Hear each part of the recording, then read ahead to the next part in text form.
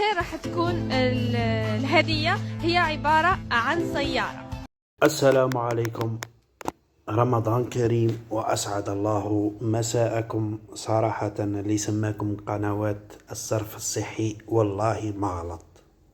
قناة الدعارة هذه والصحوفية هذه تقول متخرجة من كباري، يعني أكرمكم الله وسمحوا لي على هذه الكلمة، وليس من معهد إعلامي. تحكم هذا الشخص مسكين يعني في الشارع، تقول له ودي غادي نطرح عليك أسئلة وكي تجاوب صح يعني راح تفوز بسيارة، ولما أجاب بصح يفوز تعطيه سيارة تاع بلاستيك، سيارة يعني تاع ألعاب تاع أطفال. يعني صراحة والله ما تحشمي، راجل قد باباك يعني تتمسخري به.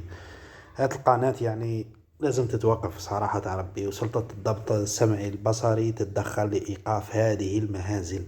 والله أصبحت الناس تستهزئ بالناس من أجل الضحك، يعني باش يضحكوا الناس، زعما يضحكوا على الغاشي. وخاصة الكاميرا الخفية هذه يهينون البشر بسبة الضحك في شهر رمضان. حسبي الله ونعم الوكيل.